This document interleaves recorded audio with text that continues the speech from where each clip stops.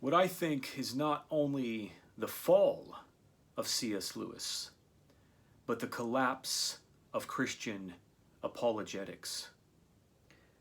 C.S. Lewis, in his famous book, A Grief Observed, which he wrote after his wife died, said the following: "Not that I am, I think, in danger of ceasing to believe in God.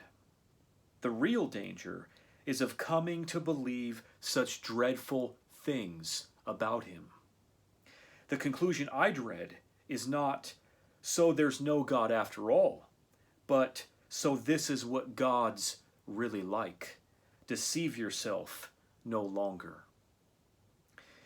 This is the one moment that C.S. Lewis came face to face with reality in his life.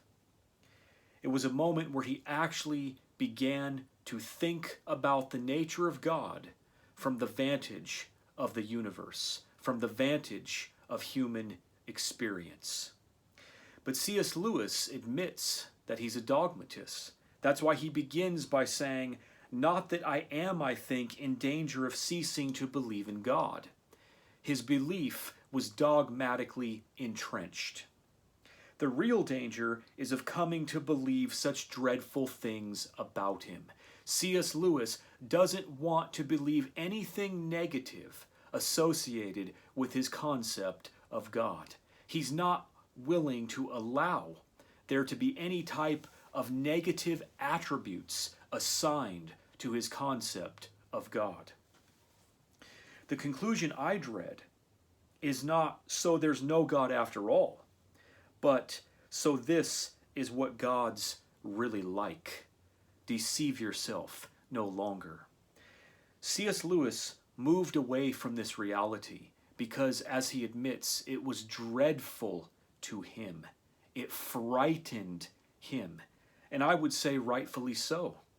When we begin to think about a deity that exists in the context of this universe, given the attributes of this universe, massive collisions, massive suffering, massive chaos, massive violence, and we begin to think of beings are a being that is responsible for the creation of this, this type of being does not turn out to be our concept of a happy Christian notion of God.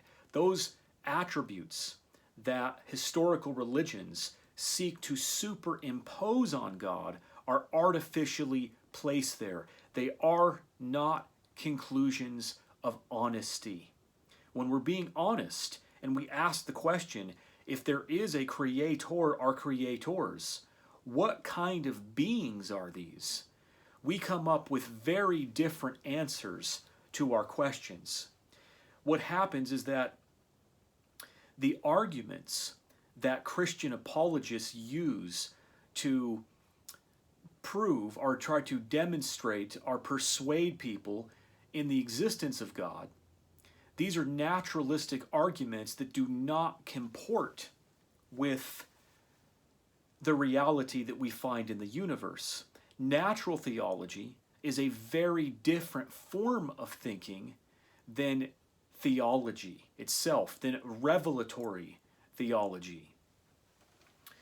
So if we think about God from the basis of the universe, that means we have to take the attributes of God from the universe. What we observe in the universe is how we arrive at what kind of God or gods are responsible for creating this universe.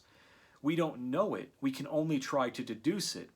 In imaginary theology, revelatory theology, presuppositional theology, because it begins from the outset with a set of assumptions that it desires, it does not deduce these concepts from nature. It begins with a preset formation, idealistic construction of what it wants to believe about God. This type of theology is dishonest and it is inconsistent with the arguments, the naturalistic arguments that are used to try to say or claim that God exists. we have here not only the fall of C.S. Lewis, because he's terrified of actually facing God. He's afraid of facing God. What C.S. Lewis is saying in this quote is that he's afraid that his idealism might be destroyed by reality. He's afraid of actually having to think about God for the first time in his life, that he's never actually thought about God. That what C.S. Lewis has actually done is began with an a priori notion of God. He's begun with an idealistic concept of God that he has then tried to find justifications for to validate and affirm his desired bias. But for the first time, grief brought him to the place of honesty, where he was facing this idea of what a creator of this kind of universe, or creators of this kind of universe, must really be like. And the Christian apologetics that seeks to claim the existence of God is immediately collapsed when we begin to examine its conception of God in relation to the naturalistic arguments it uses to prove God. The reasoning upon which these arguments are based is not revelatory.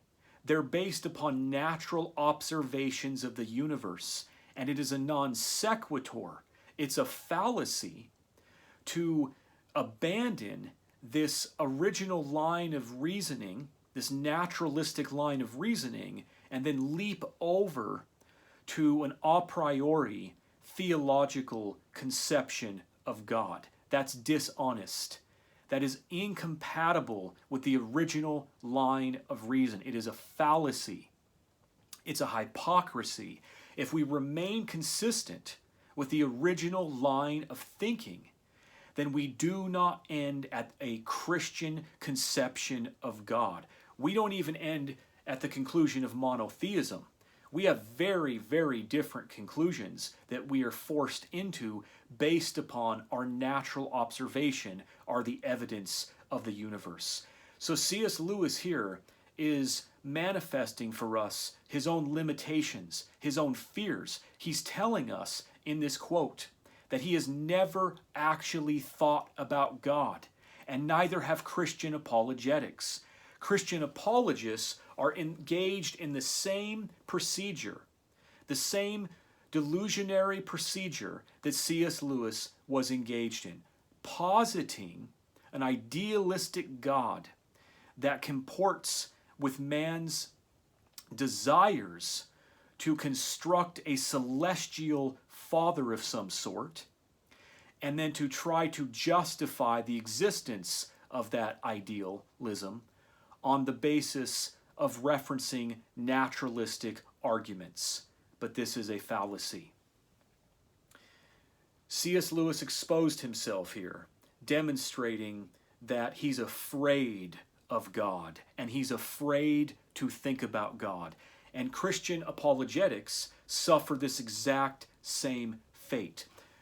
Once it has been demonstrated that Christian apologists are actually using naturalistic arguments in an effort to justify their revelatory theology, there is a disconnect. It entails the collapse of Christian theology, the collapse of Christian theism.